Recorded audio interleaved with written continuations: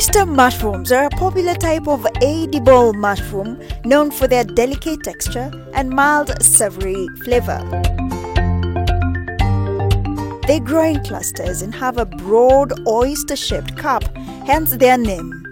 These mushrooms are not only delicious but also nutritious, providing a good source of protein as well as vitamins. Oyster mushrooms are versatile in cooking and can be used in a variety of dishes, from soups and stews to stir-fries and pasta. In Kenya, oyster mushroom cultivation has been gaining traction over the past decade. Several factors contribute to their increasing popularity. That includes its nutritional value and low production cost. Overall, oyster mushroom farming in Kenya offers a promising business opportunity. With proper management and market strategies, farmers can tap into the growing demand for these nutritious and versatile mushrooms, contributing to both their livelihoods and the country's agricultural diversity. Now, let's make our way to Kiambu County.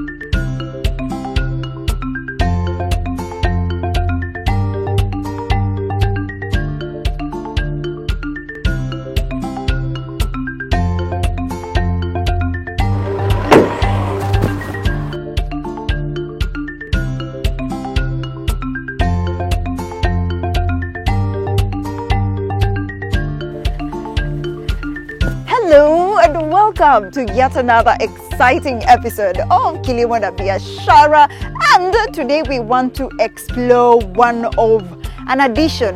excellent addition to your healthy diet. I'm speaking about mushrooms. There are different varieties, but today we specifically want to explore oyster. Within oyster, there are different varieties and they come in different colors. So are you curious to know which type that this farmer is farming? Then let's go join him.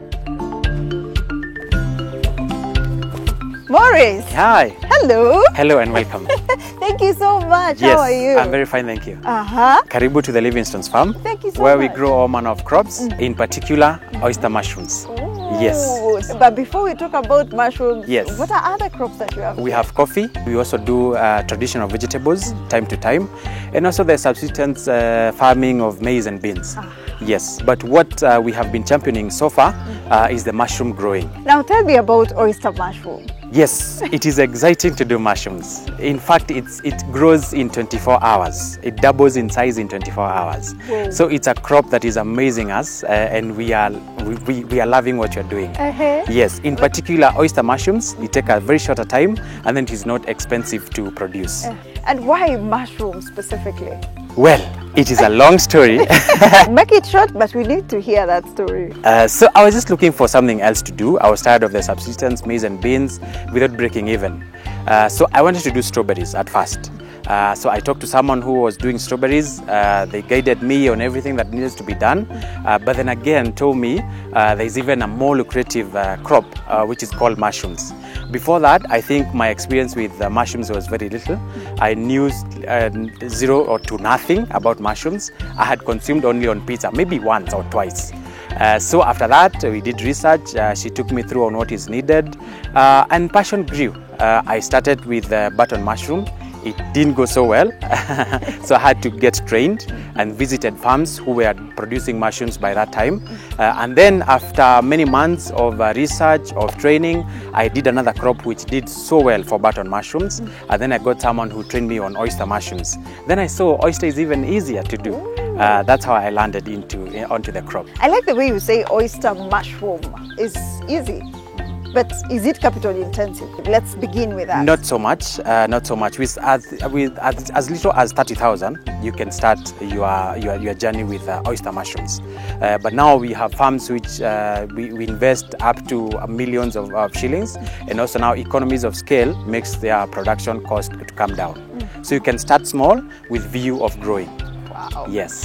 I see there's a lot of activity happening right behind you. Yes. Tell me, is this the first step? We are preparing our first crop, or rather our crop for oyster mushrooms. Is the first step.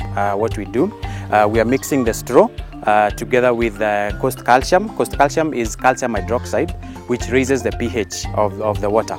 This is the first step of pasteurizing our substrate.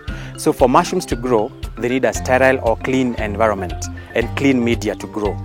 Wheat straw is when it's taken from the farms, usually dirty. It has seeds inside, it has other dirt, other particles, weeds. So we need to pasteurize that so that when we inoculate or introduce the mushroom seed, nothing else will grow but the mushrooms. So this is the first step. We shall soak it for about 30 minutes, and then we spread it onto our other supplement, which is sawdust. Mahogany to be precise, because it is hardwood. Mushrooms like consuming hardwood. Does it have to be hardwood? It will grow, but not so much. And since as we are doing it economically, we want it to produce as much as possible. Yes. Then after we spread it, we shall mix also with the wheat bran.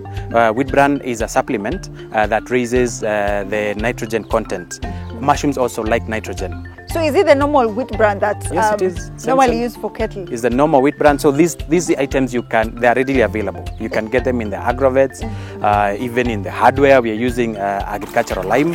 Agricultural lime will help in balancing the pH for everything.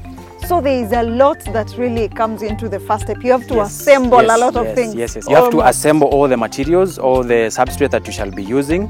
You have to weigh. This is where now the science comes in. It is an art and a science. So you have to weigh everything, because there are ratios that you need to use for you to get a good crop. So if you mess up in that, mixing all that up, you can mess up your production. You can get mold, which is contamination, is a type of contamination, and it will affect your productivity. I'm sure someone is curious to know the ratios. Yes. So what's the ratio? Yes, so it's about 50-50, 50 of wheat straw and 50% of sawdust. You mix them all up with about 10% of wheat bran, just to add the nitrogen, and then 3% of agricultural lime, and 500 grams of coast calcium in every drum of water. Yes. So the beauty with all this, we do trainings here. If someone is interested to learn, they can follow us up, and we shall be able to teach them all this. It's truly intensive. Yes, it is. One mistake and the produce is produce is either you don't get anything, or you get very minimal produce, and it will hurt your pocket because you will burn your fingers and not recoup anything. Quite interesting. Now continue. What's the other process? So after doing this, we shall mix it up, and then we shall start bagging. After bagging, we shall bag into 2 kgs of substrate, and then we shall go to the next step of pasteurizing. After we bag in 2 kgs of substrate, this substrate we shall put them in 2 kgs. Those bags are also called gardens, because it is where now the mushrooms will grow from. But before we inoculate, we need to pasteurize further. So this is the first step. This is the second step of steaming. This is cold pasteurization. We also have hot pasteurization using steam, where we steam the bags for 2 hours. So steaming using what? What do you steam it with? Using mortar, using fire, open fire. We just, and a drum which has a mesh inside. We light the fire, we let it boil, and then after it starts steaming at the top, we count 2 hours to make sure it is well pasteurized. Oh, so you have to put a timer? Yes, or you can just note down, and then after the 2 hours, you open the bag, you open the drum, you let some steam escape, and then you remove all the bags. You let them cool, and then the following morning, you come and inoculate. And what's the importance of steaming, really? Again, pasteurizing and sterilizing. We want a clean environment. We don't want anything to grow. This one might remove any bacteria, any pathogens that might be there, but the seeds, especially the wheat is quite stubborn, so it will not die off. In fact, this one is like you're feeding the wheat seed. So if you just bag the way it is and inoculate and take to the incubation room, what normally happens is the wheat seeds, they start germinating. So you might find some lengthy seedlings of wheat inside the bag, and that is not what we need. We need mushrooms.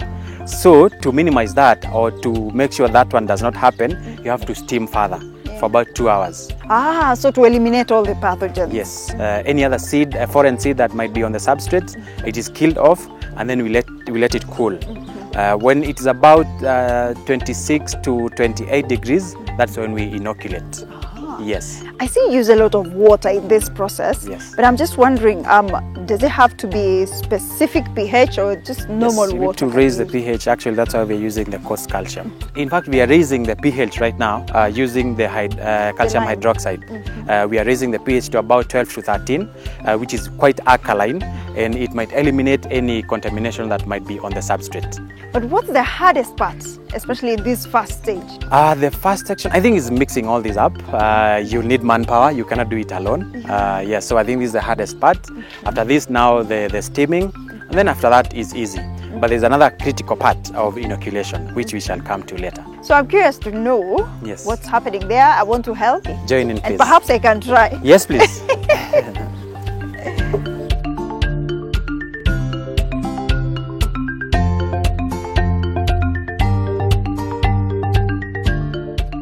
It's teamwork right here as they are mixing wheat bran and mahogany.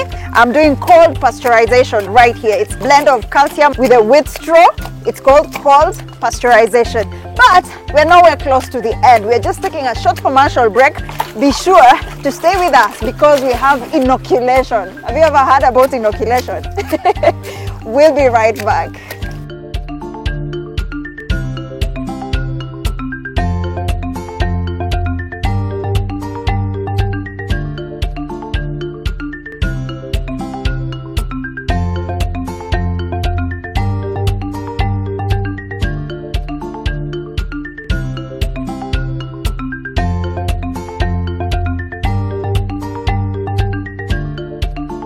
Thank you so much for staying with us. And if you're just joining us today, we are focusing on oyster mushroom farming. And right here, you saw the cold pasteurization. This is the heat pasteurization. And Maurice, from here, where do we go to? Yes, after pasteurizing for 2 hours, we take them to the incubation house for inoculation. Okay. Yes. So we ride it. Yes.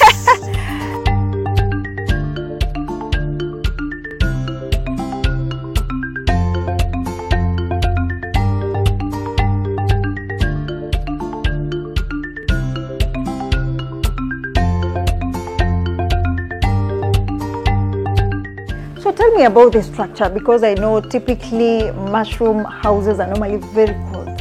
So the structure that we are in, it's a hybrid. It's an incubation house and as well as a grow house. And hence we incubate, and that's why you see the black polythene. You have to make sure there's darkness inside, and more so not darkness. What we are after is covering the whole area such that we don't have air coming in from outside. We need carbon dioxide to build up in the incubation house so that colonization is faster. So this place is also where we do the inoculation. So after steaming and getting all the bags ready, we bring them here inside. You have to be in a sterile environment. So you sterilize using the methylated spirit, and then the gadgets that you're supposed to be using to inoculate, you have to dip them in the jig first. But what is inoculation? Inoculation is simply adding the mushroom seed into our substrate. That is what we call inoculation. Yes. So tell us the procedure of inoculation. Yes. So after you have everything ready, everything is clean, you sanitize your hands, and then you can now open the bag. We open the bag, you get the spawn outside, just a little bit of it, and then you put it on top of the substrate. Here you don't come into contact with the contact of the bugs, because now you might interfere with that. You might infect them with the contaminations, and mushrooms will not grow from there. So after that, we put a cotton wool on top, and then we close again using the rubber band. The essence of the cotton wool is to make sure, because the spawn is living organism, this is fungi, it needs to breathe. But we also don't want a contaminated air coming in. So the cotton wool assists with sifting or filtering any air that is coming inside. So after that, it's ready for incubation, and you can arrange them in your incubation house. So these ones have stayed here for how long? We've done them last week, so they have 7 days here inside, and you can see they've already started colonization. Wow, from here, where do we go to? Yes, so now we go to the grow house, where we have ready mushrooms growing from there, and we shall harvest today. Woo, let's go. Yes, please.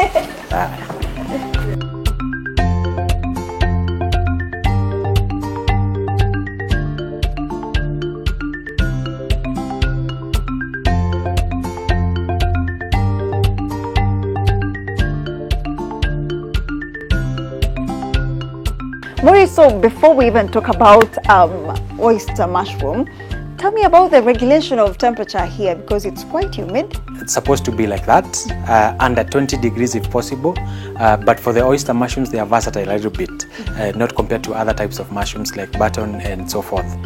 So for here, we just pour water on the floor, and then we mist using an knapsack sprayer once per day, and that is enough. So it has to be cool. Yes, it has to be cool throughout. It has to have aeration of air. That's why you see all the windows opening, so that we have to be fresh exchange of air. Yes. How long have you been harvesting, or you've not started yet? Yes, actually we are on the tail end of harvesting this. We have done about a month, 2 months and a half. We are nearing the 3rd month now, but they're still quite versatile. They're producing a lot, so we are happy. We want to get as much as possible. So from one bag, we have the potential to get from half a kg to 1.5 kgs of mushrooms. Per harvest? Per harvest, of which takes about 2 months, but for us we shall stretch it up to the 3rd month. We'll talk about the money factor a little bit later on, but tell me about the management practices in order for one to get good yield. It starts from where we were, preparation stage. You have to be very keen, know the ratios of mixing what and what. That one will give you more productivity if you have a substance that is high in nitrogen. Then it comes to hygiene. You have to be very hygienic. Mushrooms do not want any dirt, do not want any contamination, any pathogen. That is why we do 2 types of pasteurization, the cold one and the hot one. Yes, and then the seed that you're using, or the spawn, it has to be strong, and it also has to be, it doesn't have any contamination. So those things are what to look out for if you want to harvest your mushroom for longer. So once you've started harvesting, do you add anything? In fact, you don't add anything else. You just mist water and maintain the temperatures and cleanness. It is a very low maintenance crop. That's all you need to do. The first week of harvesting is usually where you need to be there every day to harvest mushrooms, because mushrooms will be growing every other day. Remember, at the incubation house, the bags were still brown. The colonization had just started. So these ones you're seeing, they are fully colonized. All the bag has turned into white, and that is mycelium. Mycelium has traveled, colonizing the substrate, looking for food. When it gets food, it feeds on that, and now it's able to produce the mushrooms. What we feed on is the fruit. That is the fruit of the mushroom. Yes, and if you stay long, if you keep them longer, they open up completely, and then they start now producing spores. Which spores is another seed. Is where we collect the seeds from. We get the spawn from there, and then you can propagate and get more seed. Yes. The more you talk, one would think this is an easy venture, but is it? Tell me about the challenges. Oh, there are so many challenges. First of all, is the skill of the farmer. If you don't have the skill to grow the mushrooms, definitely your mixing ratios will be off, and chances are you'll get contamination. If you're lucky enough to get mushrooms, productivity will not be enough. The second challenge is pests and diseases. Mushrooms has a lot of pests and diseases, especially mold. Mold is what we get after contamination, and if you did not drain your water well, then your substrate is too wet, you can also get mold from there, and then the bugs can start rotting. Instead of mycelium spreading, then the substrate rots and you not get any produce from there. So I see the style that you've adopted here, quite a unique style, and you've held them so tightly, the grow bags. Is this the only method one can use, or what are other methods? No, there are other methods. So this was what we realized we need to avoid some pest called the rat. The rat, if you use shelves, the shelving is another way you can place your mushrooms on top. But then again, when you use shelves, then behind the shelves, you bring in, or rather you're creating a home for the rats. So they'll be feeding on the mushrooms and then living behind there. So then they populate very fast. Isn't it an expensive venture, really? Compared to the others, this is the most inexpensive. This is quite affordable. Yes. Wow. Yes, yes.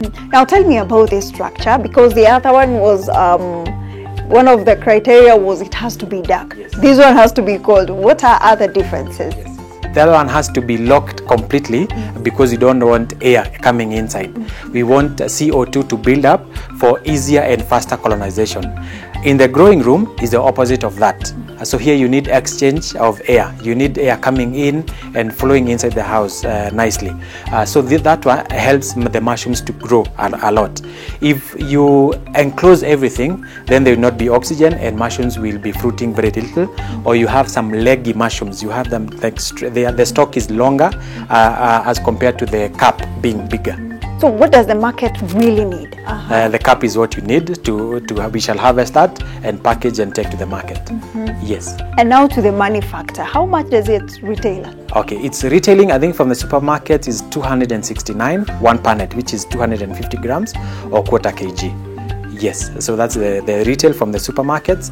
And then for a farmer, one bag can give you up to 520 shillings. That is a kilo.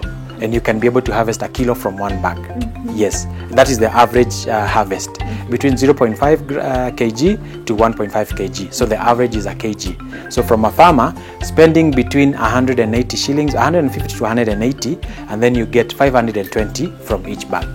So tell me, when you compare your capital and the returns on investment, how is it? It can give you 100% of your investment. Yes, within those 3 months, you can be able to recoup between 60 to 80%. That is a good return on investment. And that is the local market. Have you thought about the international market, the export market? Yes, we have thought about the export market, but then again, production costs here in the country are way too high for us to compete with other countries. Yes, everything is taxed here. The materials that we are using, you get them, and then we are competing with livestock keepers. So that is one of the challenges we normally get. But we carried out a research whereby we are trying out other materials to see which will be more productive. If it can be produced more or as much as the wheat straw, then we can use that and then we can target other markets outside.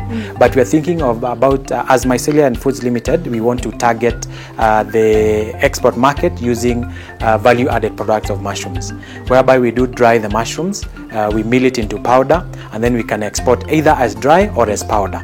Here in the local markets, especially in the farmers market, we are doing a lot of cookies, mushrooms made from cookies. Yes, so whereby we take the mushroom powder, 10% of it, we mix with 90% of wheat flour, and then we bake normal cookies. And how is the market receiving this? Market session is quite good because you're not just snacking, you are eating and getting health benefits in your body. And then it's savory, it has a savory taste. So people who have not tasted mushrooms before, that is an easier entrant way of consuming mushrooms, using the mushroom cookies. Yeah. Judging from how you're smiling, you truly love mushrooms. But tell me, what do you like best about it, and what are some of the health benefits? Yes, mushrooms are very high in protein, and yes, I cannot go a week without consuming mushrooms in one form or the other. You can saute, you can have it as a stew, or you can use the mushroom powder. For me, who loves porridge a lot, I like adding a tablespoon or two in a jug of porridge. You mix it all up, and then it should give you the health benefits. We talk about the protein. It's about 30% protein, and then mushrooms, they have selenium and folate.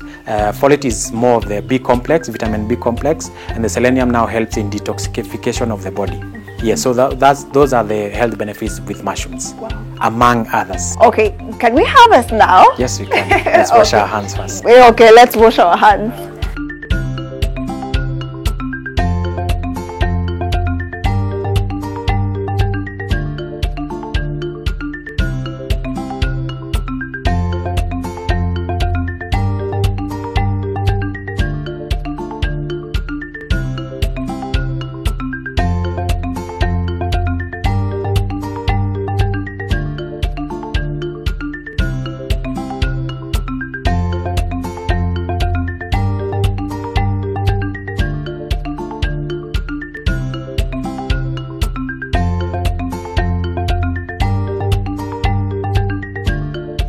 Wow, this is truly impressive. Yes. You're doing an amazing job. Thank you. Most welcome, and thank you for having us. It was a pleasure, and hope you've learned something. Here we grow the white variety. There are many varieties there in the market, but as a Mycelium Foods Limited, we concentrate on the white because that's what the market needs.